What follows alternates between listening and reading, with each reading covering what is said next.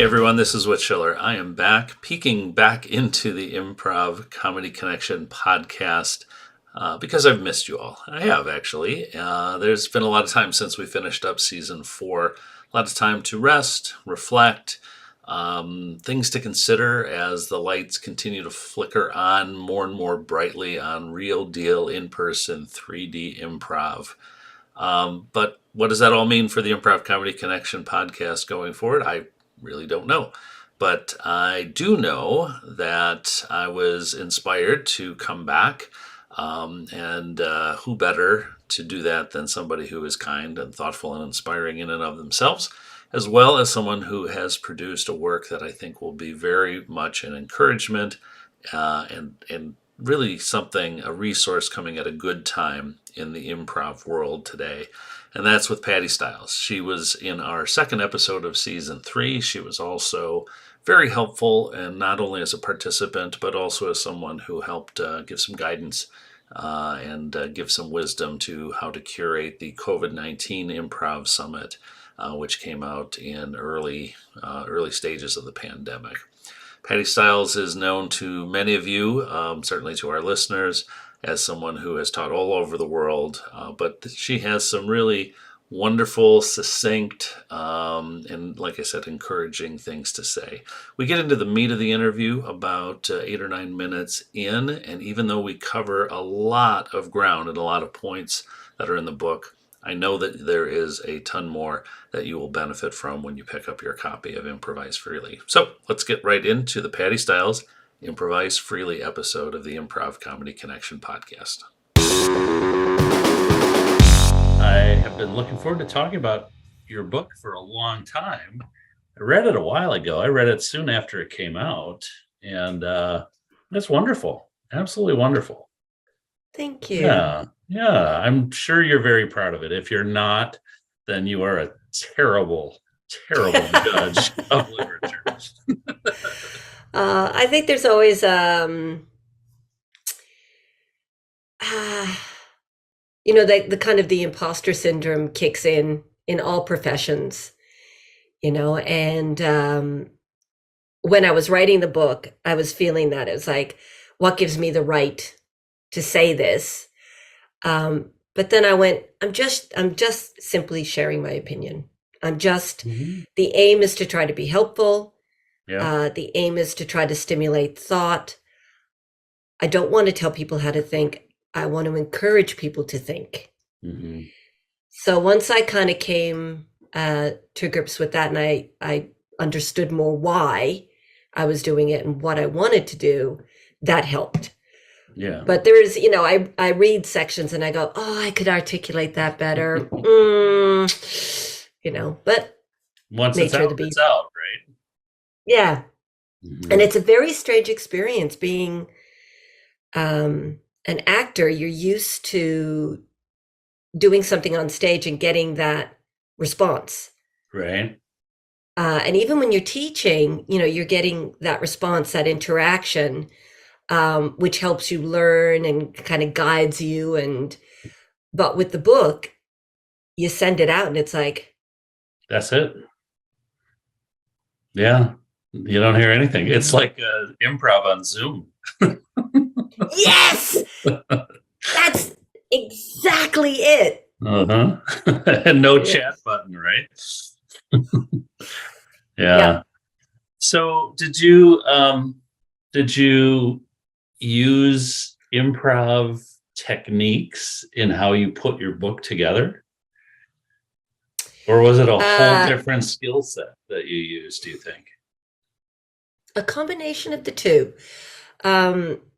So when I started, I didn't have an overall structured plan.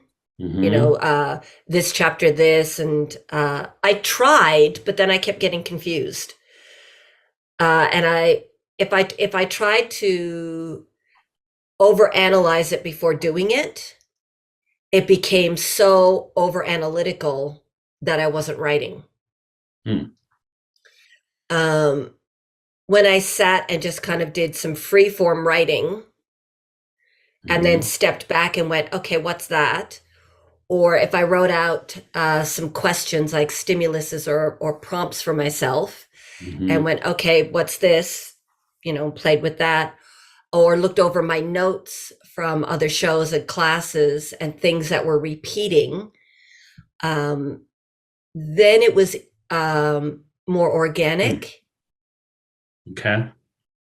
Then after that, it went into kind of a process with my editor of okay, well, what are you trying to say here? Because there's like 7 messages. It's like, oh yeah, okay, hang on,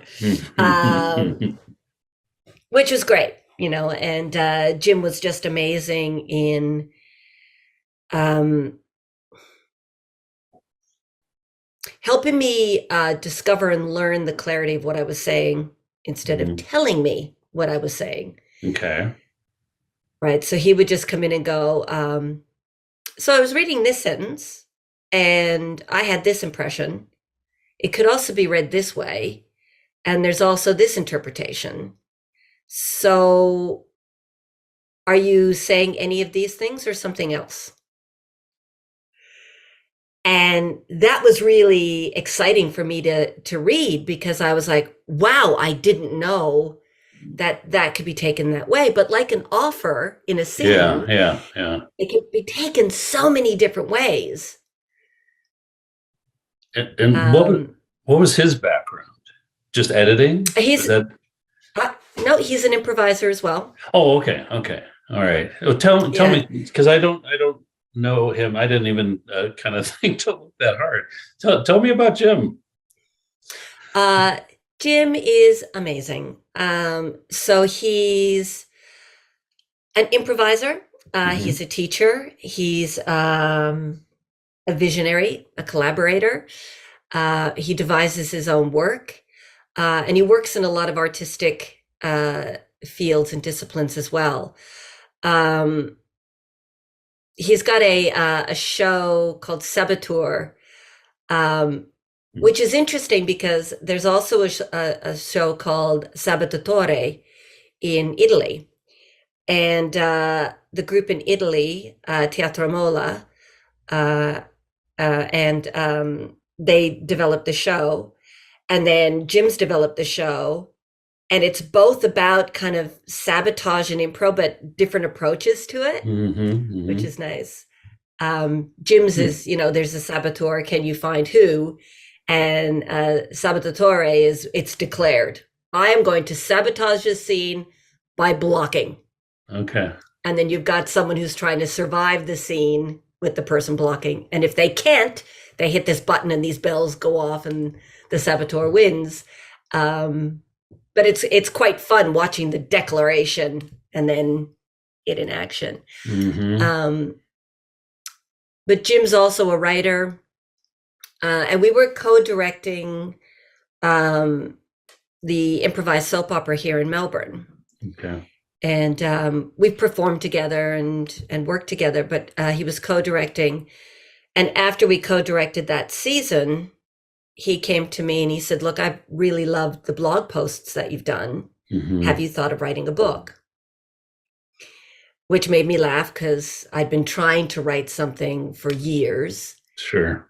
and told him the story. And he said, well, I'd like to help. I think, you've got something that's worthwhile sharing, That's which great. was And how long ago was that conversation? so it. I'm trying to think back because, of course, we hit the COVID years in here, and time just changes in those dates. But it was Uh, before COVID that you started yes. writing? So Okay. so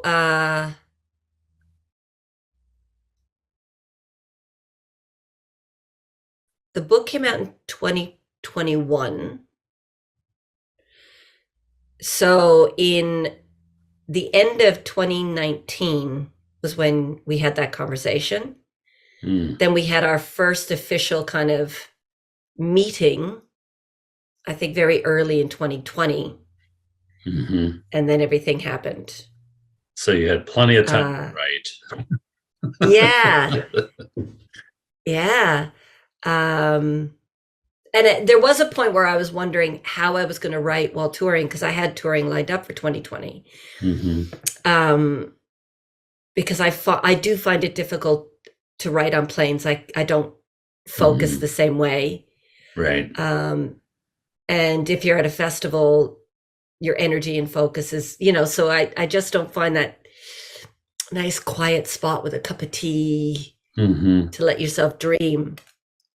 But as it turned out, I had a lot of that time. Well, I'm glad you did. All right. So, Improvise Freely is the title. Did you go through other titles, or was that always the direction? Oh no, went through other titles. Some of the titles were very bombastic because that's how I was feeling about the rules, and the motivation to write about it. Whenever I see a student who really is locked up because of the rules, or a lot of the negative effects, and some of them I share in the book, where I would see students just burst into tears when I told them that there wasn't a rule. Or the anxiety I would see in people going on stage because they're trying to remember the rules, or like running through them out loud before going on stage. Don't do this, don't do this, don't do this, don't do this. Right.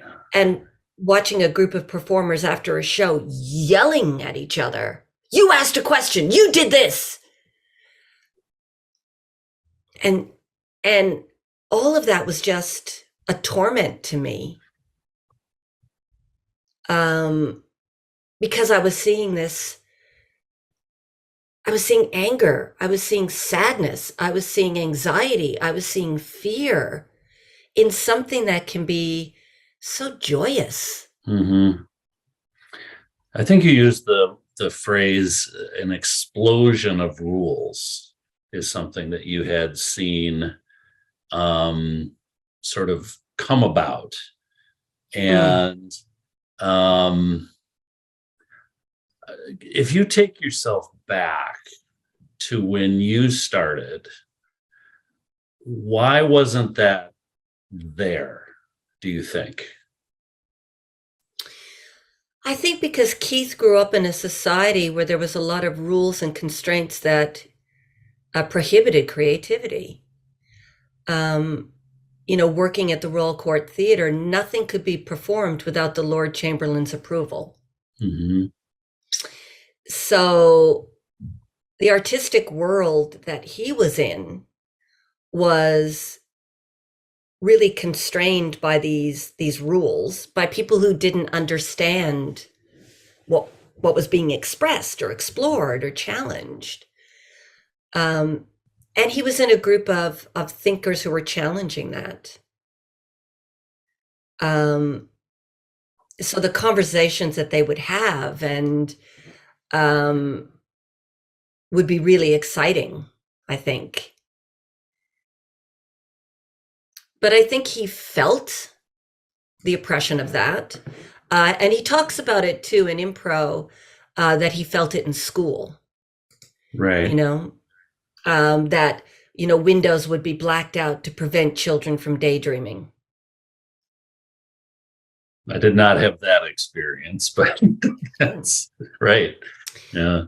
But his awareness of how people were trying to thwart creativity or tell him how to think or what to do. And he had an awareness of that at quite a young age. So having a teacher that had that lived experience, which of course is going to influence his perspective, his work, really came into the Loose Moose world. That's him, right? And then when would you say you think you saw this showing up, this rules focus? Because I think you're also suggesting that it's not just you ended up seeing rules based systems elsewhere, but that rules generally was rising in impact. Yeah. And I think So, that's true. I mean, that's from a perception point of view. I would say that does make a lot of sense. But mm, when I look back at my experience, I feel like there certainly were elements of rules or things like that that you would grab onto, like especially early on. But it didn't feel like they were forever immutable, heavy.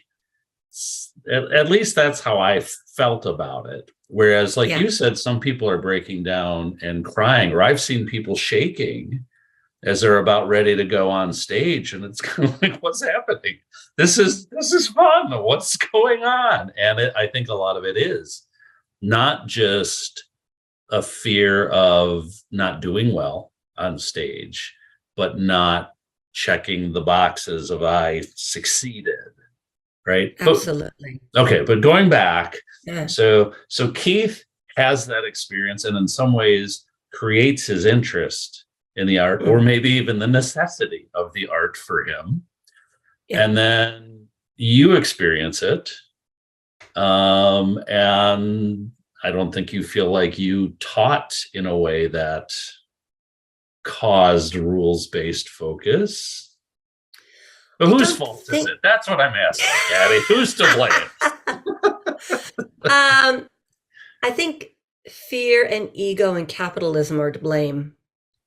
Okay. Um, so there's a lot of rules that actually come from a good philosophy or a really helpful technique Right. or something that is useful in a particular situation. Mm-hmm. So I talk, for example, about don't ask questions. And I think questions can be a wonderful way to stimulate your partner's imagination. Mm-hmm. The flip side is a question can also be shirking responsibility. Mm-hmm.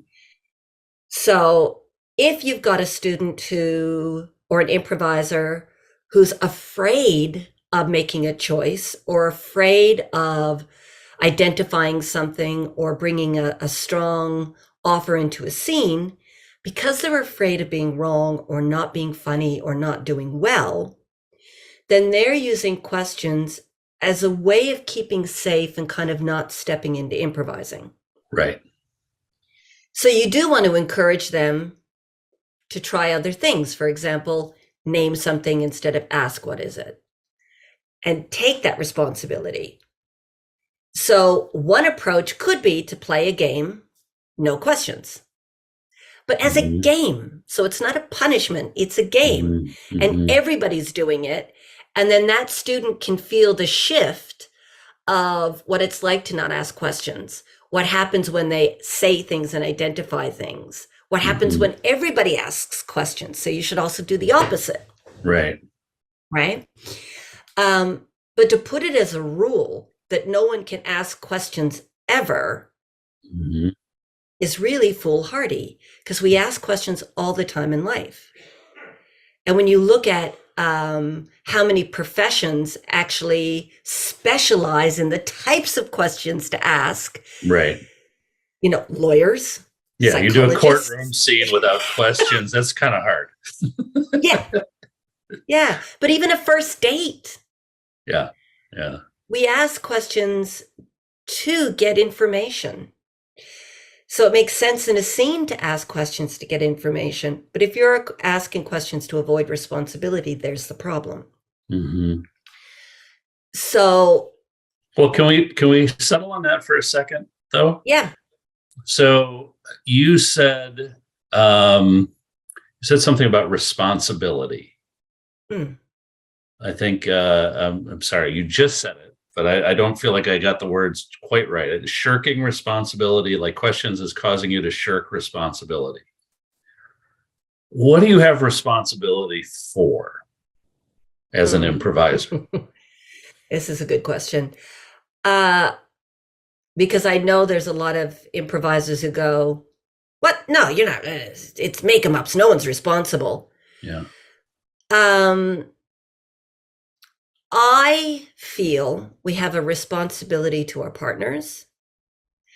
And if we're on stage, we have a responsibility to our partners, to everyone involved in the show. So the lighting person, the musician or sound person, and to the audience. Um,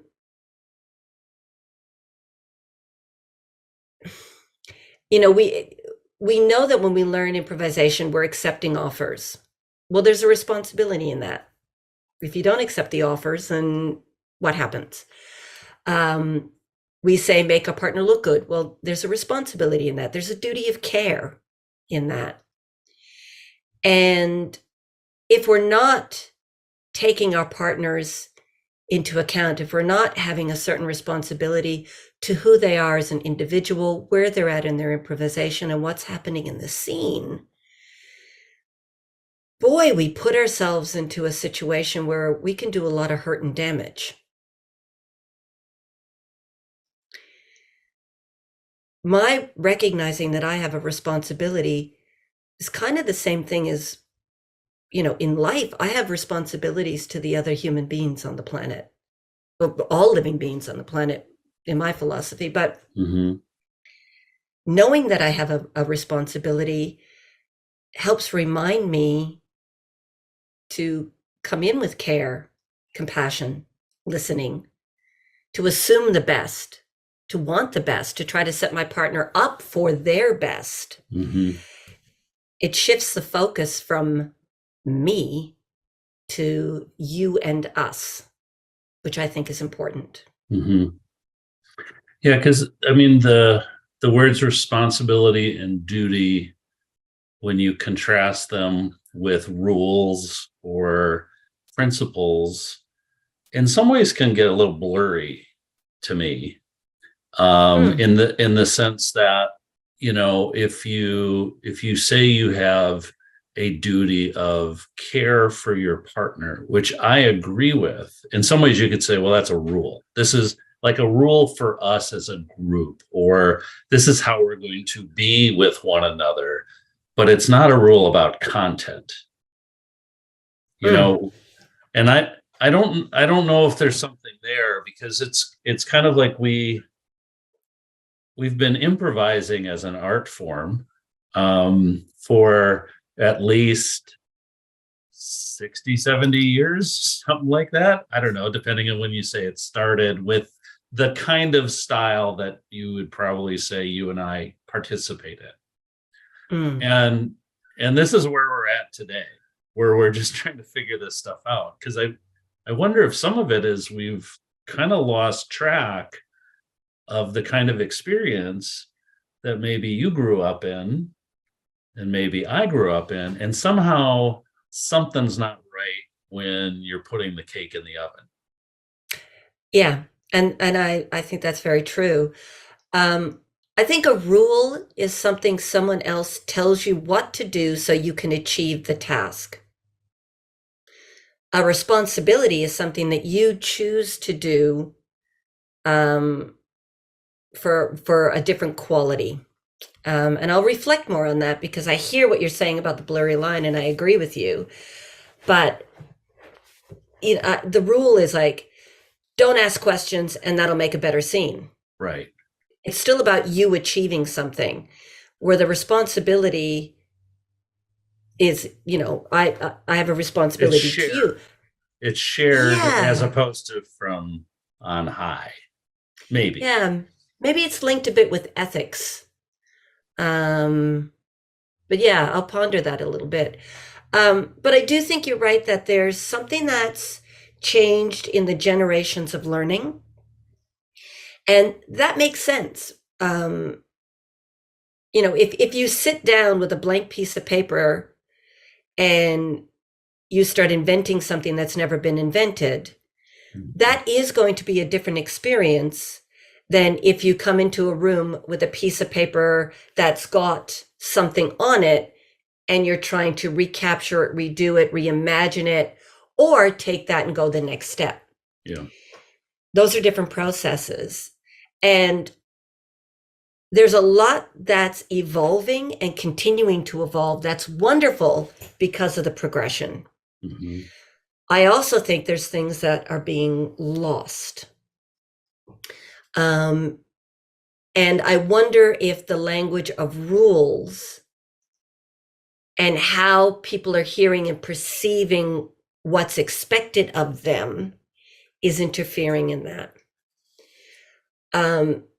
Even the process in a rehearsal room or a workshop room has changed because it's become product now. Workshops have become product. Mm-hmm. So I don't know if this was as opposed to what? Product as opposed to what? an experience. Okay. Mm-hmm.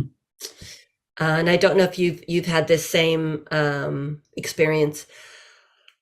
But when I would go to a class or a rehearsal at Loose Moose, there was no guarantee I would do a scene. Mm-hmm. I was going there to learn from whatever happened in that time. And that might be a fascination with a particular thing, and that would go the whole class. But the fascination with that, the time with that, the exploration with that, the allowing that to evolve and develop. When you hear that, that mentally is where we're trying to be in improvisation. Allow, accept, embrace, explore, develop, give space to, be present with.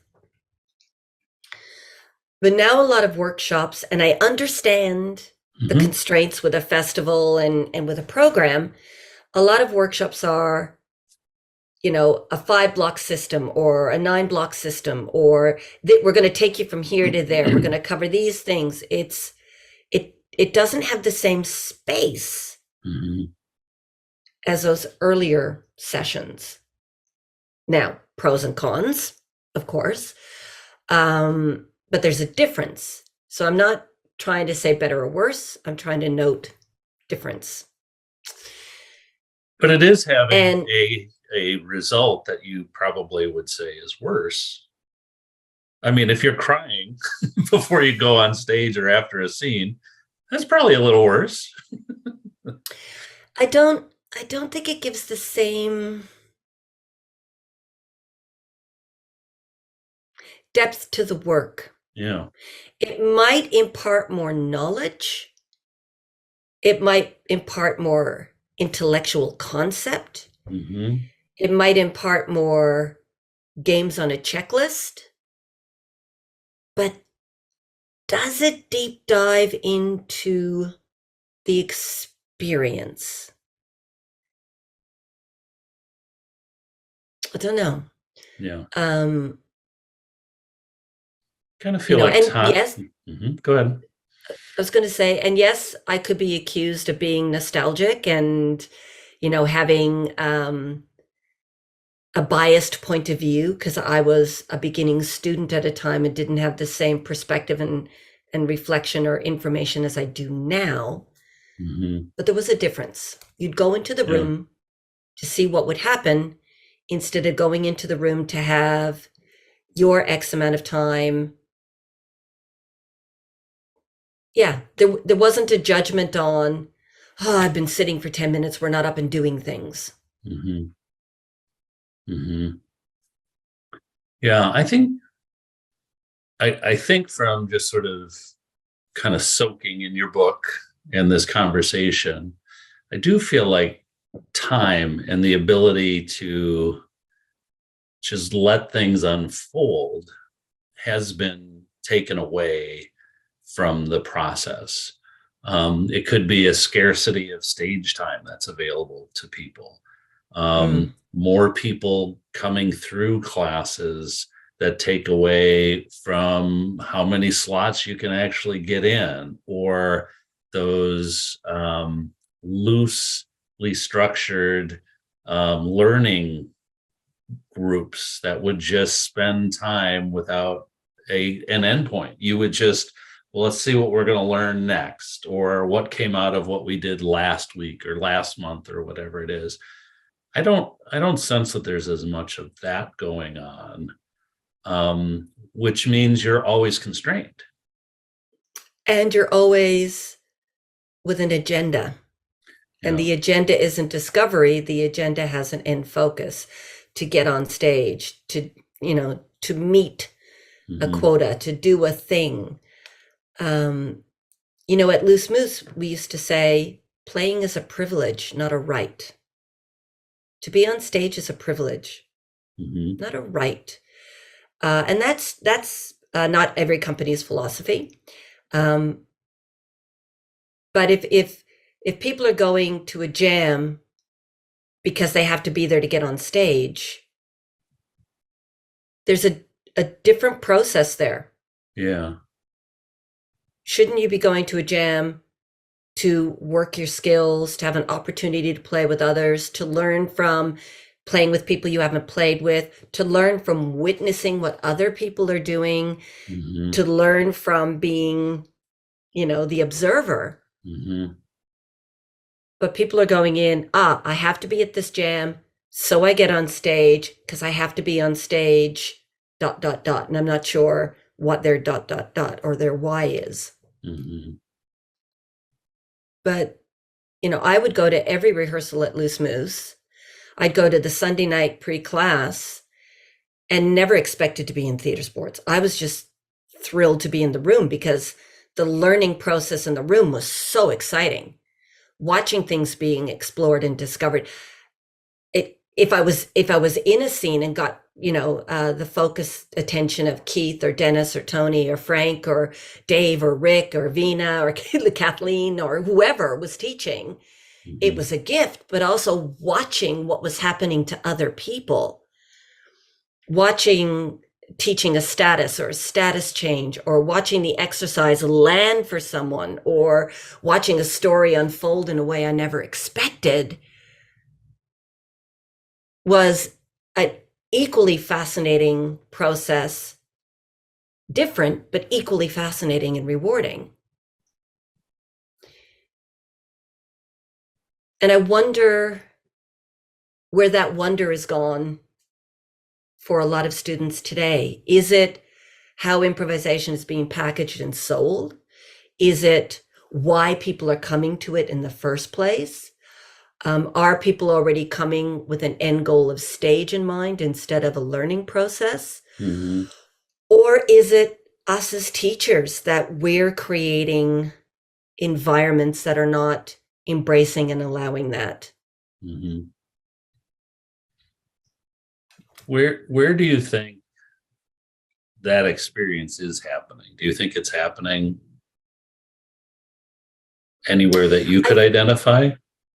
Maybe that's not I, fair to ask you to name names, but no, I mean, I can only answer that question from my experience in groups I know. right. Um, but I do think that there's companies that as a company, when they're going into the rehearsal room, they're doing that. Is it happening in their workshop system? That's what I mean. I Yeah. don't know. Yeah. I think the desire to do it is there. When you look at a teacher like Rebecca Stockley in Bay Area theater sports, every time she walks into a room, I know she's walking in with this um, deep love of improvisation and her desire to share that as honestly as she can. Hmm. Um, so it's not from lack of want in a lot of teachers, but I'm wondering Yeah. if the structures around allow for that as much.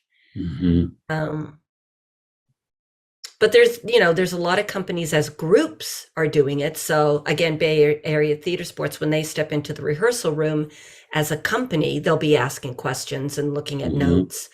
Impro Theater LA would be doing the same. Um, Unexpected Productions would be doing the same. Loose Moose would still be doing it. Rapid Fire Theater is doing it. I can only name groups that I've worked with Yeah. a lot. Are there So, some commonalities that you might be able to pull out of those that you might think set a different environment? well, all of those groups are grounded or started in Keith Johnstone's work. Mhm. But that's also why I know them so well. Right. So So let's move I from would there. say Yes. that that does have an effect. Yeah.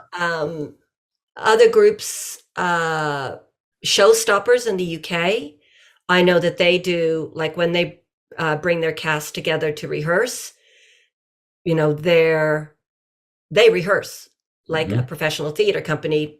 They work, and a lot of their original company members were taught by Ken Campbell. Um, there's a lot of groups in Germany and in France. Um, and Spain and Portugal Hmm. that when they're working as a company and a group, there's a lot of explorative work. It's not all end goal focus. So tell me about your feeling about the other part of the impro world that do you think it's worse in for lack of a better term, the what some people refer to as Chicago style, or a U.S. style, outside of the theater sports kind of mindset or things like that. I don't feel like that's a Spolin kind of Mm. thing, because that's a very different starting point than where I think you would say the natural progression is what US improv might be, in other Mm. places. But it is what it is. So is it worse in the US? Uh, that's a little bit of an unfair question I because, know. uh, what's my metric for good or bad? And there's a lot of people that say there is no bad impro, or I go, yeah, there's scenes that don't work. Yeah. Let's just admit it, you know. Yeah. And there's improvisers that are not playing with the right spirit and they cause a lot of problems. Hmm. And if we're not willing to look at kind of our, um, the work that needs to be improved, then we're not going to improve. Hmm. Um, the interesting thing is when you talk to some improvisers from, let's say, the Chicago style, who are of a similar vintage of me, they have the same hesitation. They have the same um, thoughts about rules, So Rosowski has just released a book, Hmm. and um, he's not in favor of, rigid rules. Joe Bill isn't in favor of rigid rules. Uh, I always say Jimmy's last name incorrectly. Corain? Is that who you're thinking of? Yes. Okay. Yeah, I always want to emphasize the A. Sorry, Jimmy. Had a lovely conversation with him, and it was similar because they also worked at a time with a very different teacher in a very different approach at a very different era, but it was still exploring the now and the discovery of the now and what's the work and what could it be and what's happening in what we're doing.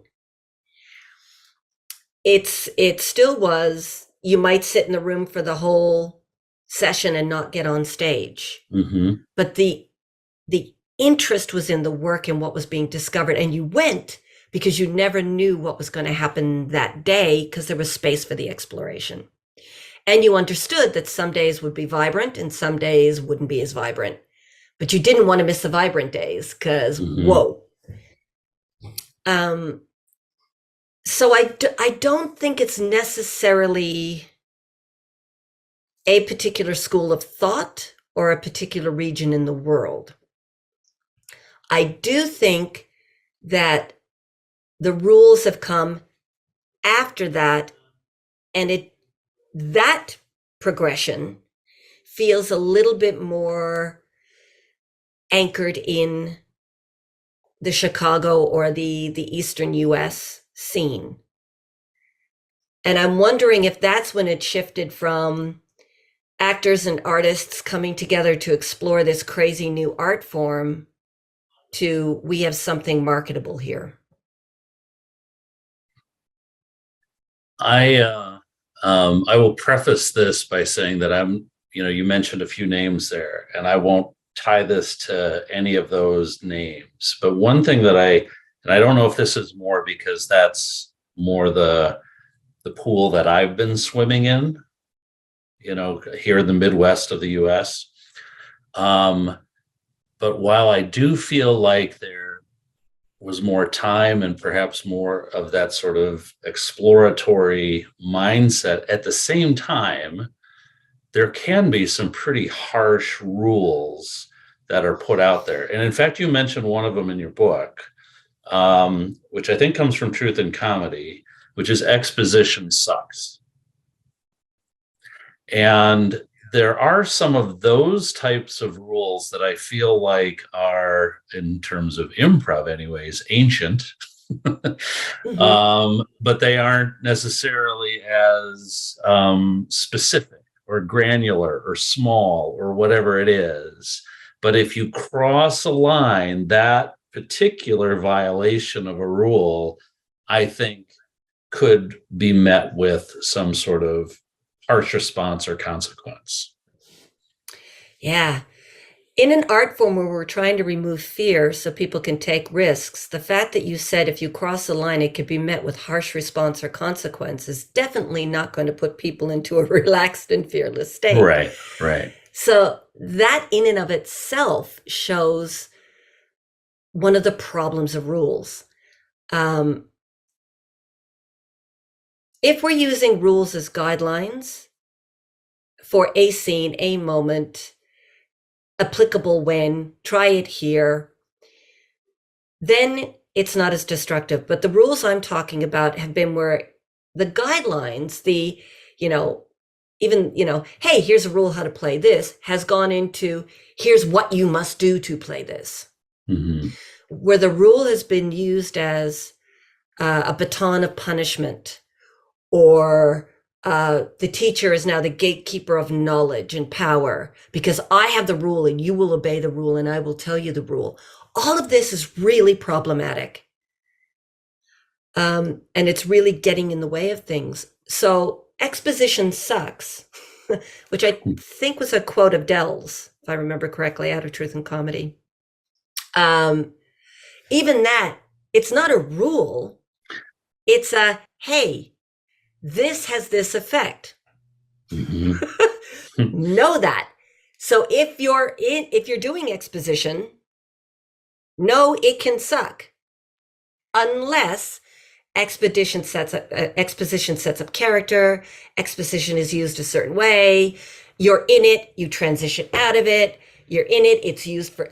So if you find yourself in it and you know it on its own is boring, i.e. sucks, then, oh, I'm in this. What do I do? Here's the options, because that's not useful. Right. But you're tying it back to utility. Whereas if someone hears that, and maybe from a voice like Adele Close, I don't know how you could hear exposition sucks and thinks like, I better not do exposition ever. With just the intonation that I sort of imagine in that classroom. Yeah, and I've never been in a class with Dell, so when I imagine Dell's voice, it's what I've heard in videos, and then what I know through people who've shared their experiences. But did he say all exposition sucks all the time? Yeah, I don't think so. But I guess what I'm suggesting is that if you hear that, you hear it as more than maybe even what it's intended to, because like you said at the end of your book, I love the quote, that rules are little pieces of advice that have lost their way. Yeah, but it's that what Dell says, exposition sucks. That was in response to a moment we've observed. That was was observed. Like in this situation, in Right. this scene, at this moment, that thing sucked. Right. Is that a defining statement for all improv scenes ever? That's the student going, you are the God and everything you say is absolute truth that must be applied at all times. Mm-hmm. Right? So, for example, Keith might coach a scene, side coach a scene where you're firing someone from a job. Mm-hmm. And the person comes in, hello, have a seat. You're fired. The person goes, what? We have the scene. In another scene, you might have, say, a store clerk, and someone comes in and shoots them. And Keith might go, well, okay, that's instant conflict. And then you hear people go, well, hang on, in the job interview scene, you had something happen early. And in this one, something happened early, but you're saying that's problematic. Right. And I'm not saying these are the best examples. I'm trying to find contrasting examples.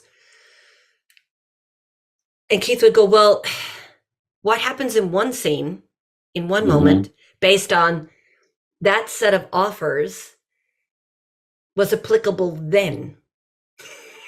Right. So in the job interview scene, we heard Keith say, this is going to be a job interview scene and you're going to fire them. So the audience knows what's going to happen. Making them wait is bridging because they all know what's going to happen and they're waiting for the result. In the store scene, we didn't say you're going to come in and shoot the person. So when you come in and do that, we don't have any context, platform. So that instant conflict has now become the platform.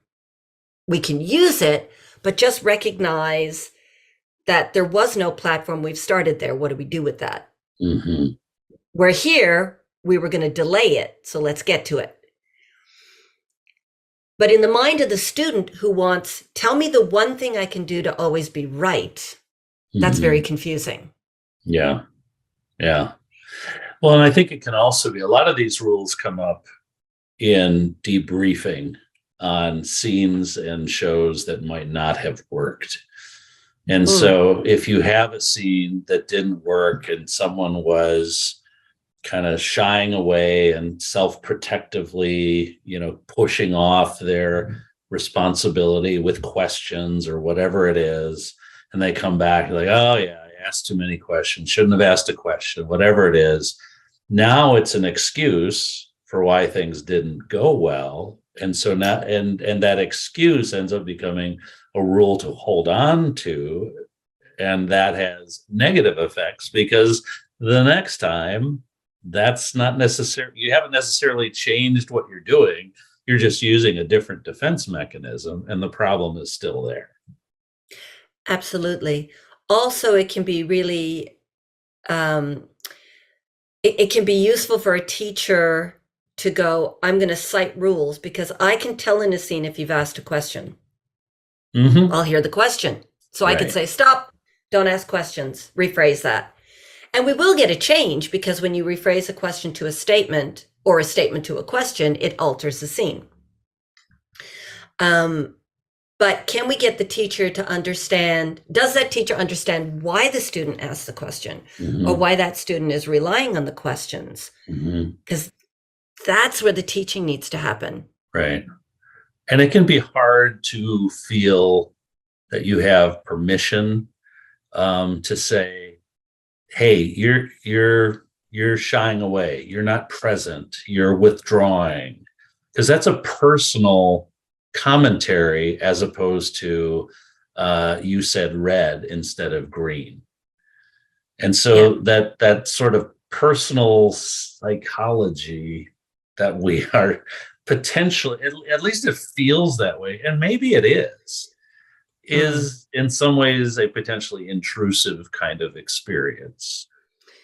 Which is why, again, when you look at workshops where the students went in for the experience of the workshop, if you have a student that's relying on questions and you see that they're relying on questions because they're wimping or they don't have confidence, you can take the time and go, okay, let's pause this scene. Let's try this exercise. Let's try this exercise. Let's try this exercise.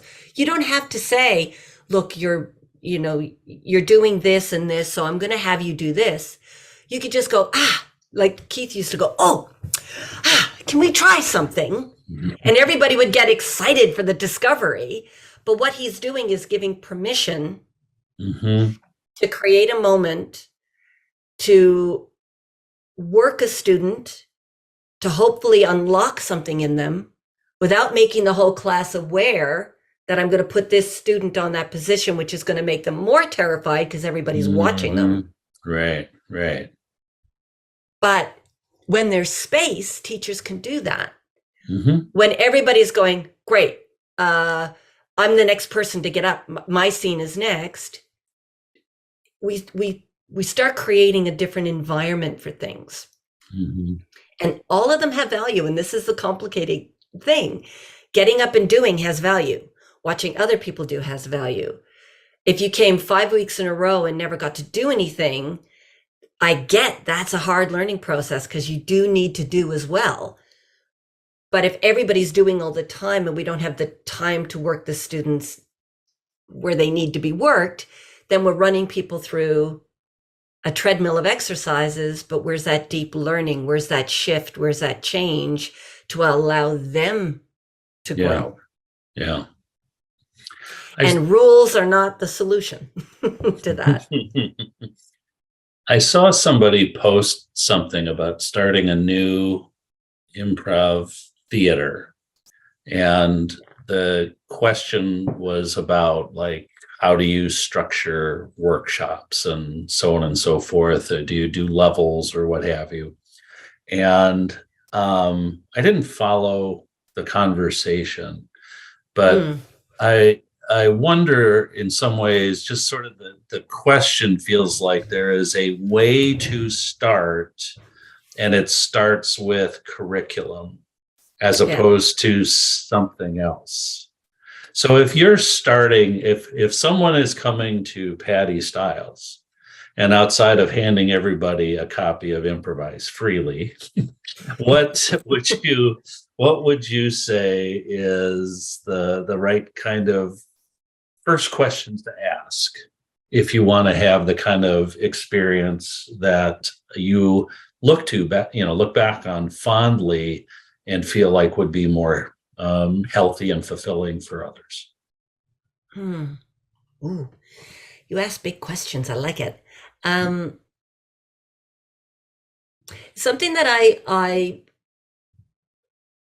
ask myself, like if someone says, would you teach a workshop? What workshops do you teach? Or, what's currently inspiring you to teach? Which is this is a question that has come out in the last, 2-3 years, that festivals and companies are saying, what inspires you? Which I think is a nice shift, because obviously they're going, we're having the teachers teach the same things. We're having a lot of character, a lot of this, a lot of that. We want something other. So instead of off your menu, what's inspiring you, which is great, because it immediately makes me go, what is inspiring me? And Keith used to talk about inventing exercises to solve problems. And I tend to use that. So my, gender and genre workshop is about solving problems. Conversations that I was hearing in improvisers, questions that were coming up after a show, after a festival. I went, okay, there's something to explore in that. What could that be? And I would ask people to do that. Like if you're an improviser starting an improv company, why do you want to start it? And what problems are there? What's there to explore that you can, fix, improve, expand, challenge? If you're starting an improv company because you want a cookie cutter company of another company, be honest with yourself. That's what you're doing. Like, you make your own decisions. But I think a lot of people feel there's a model already created to how to be successful. And that mindset, I think, is now in students when they come to an improv class, because we've seen improvisation for so many years. We've seen it in so many forms. We've seen TV shows. We've seen its use in movies. We've seen people reach celebrity status with improvisation as a foundation. I think students go, there's a formula. There's a way to do this and do this right. Yeah. Where, again, students of a particular vintage were working with teachers who didn't know what they were doing, didn't know what was happening. So it was more a time of exploration in general. But the cookie cutter companies, there's stuff you can learn from them. But are you doing a franchise, or are you creating an artistic endeavor for yourself? And if you are, then what's that? What do you want to say, create? Yeah. Where's your voice? Yeah. I mean, it kind of digging at the foundation a little bit, I think will do us all a lot of good. In many ways, I feel like that responsibility, duty conversation early probably helps solve some of the rule aspects. If you decide how much community is important, maybe versus content, I don't know. There's there can be a tension with some of those things that maybe kind of, as you were expressing, do you feel you have a certain right to amount of participation time or stage time because you've been around, or you paid whatever the amount of money was for this workshop? And there's something you got to think through on that, right? Yeah. Be honest with your ethics and communicate clearly to your group.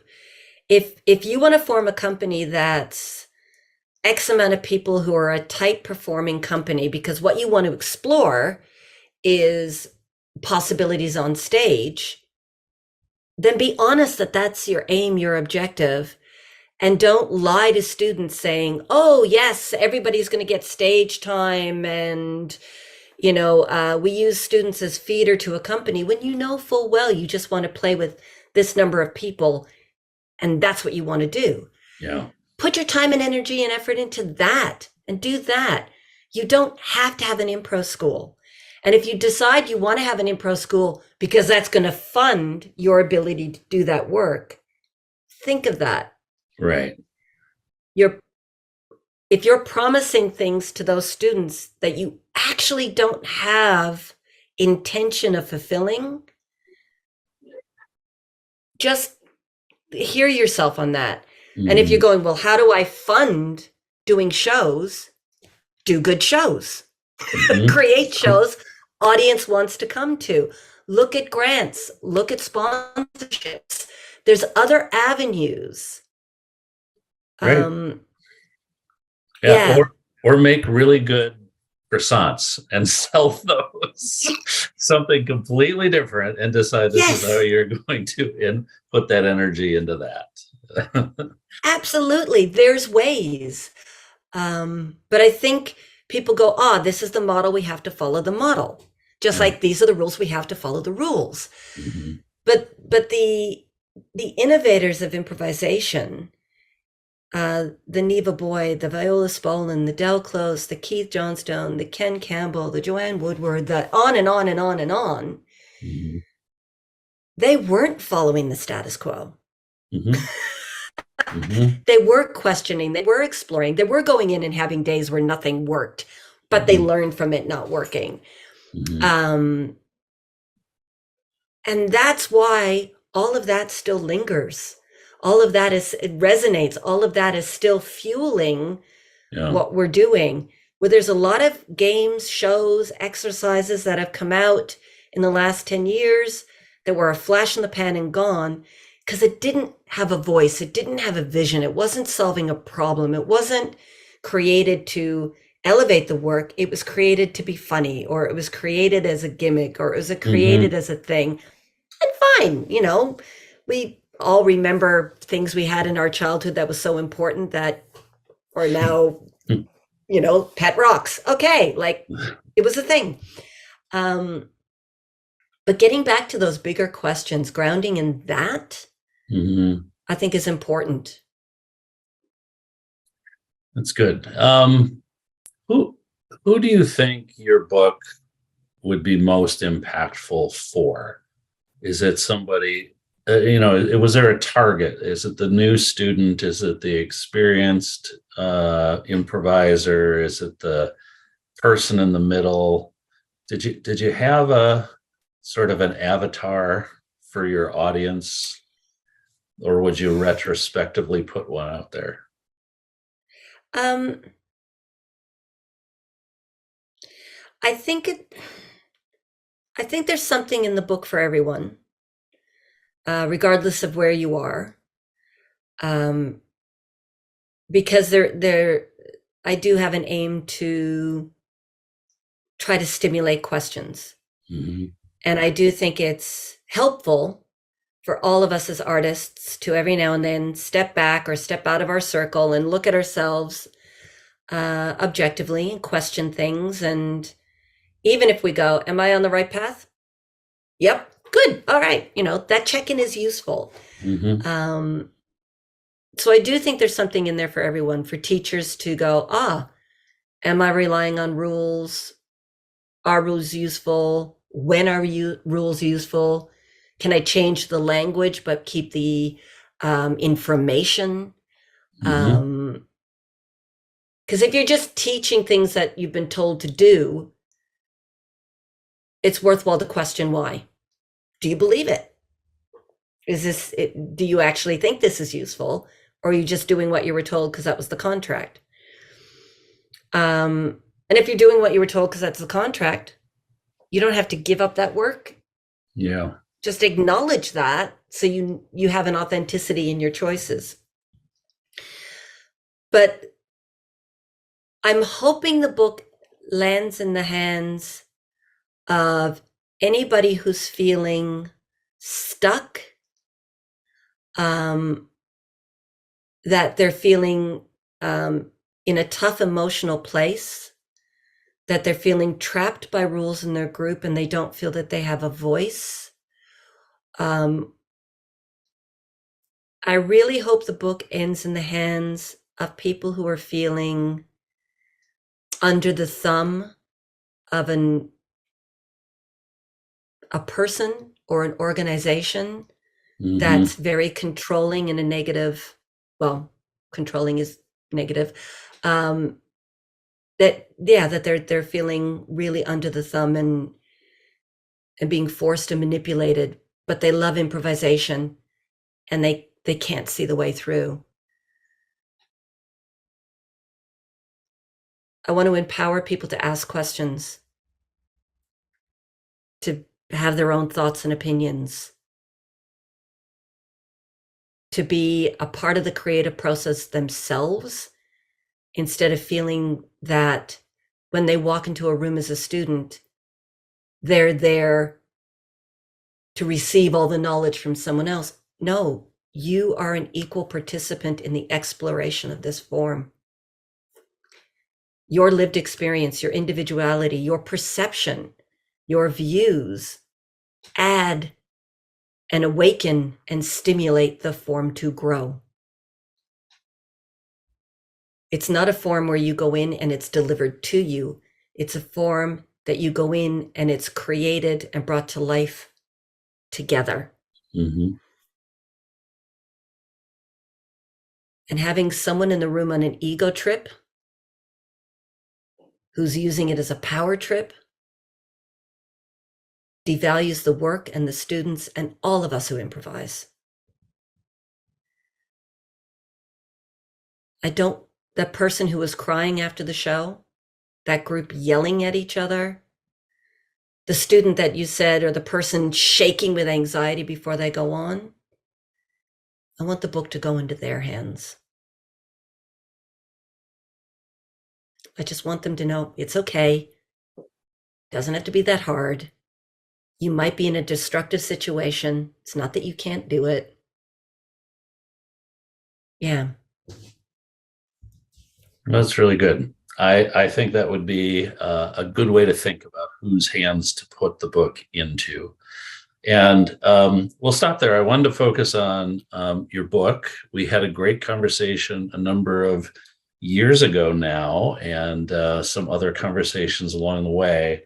But this is our first exploration of the book. And I feel like we've been able to say a lot without taking anything away from what somebody's experience of your book would be.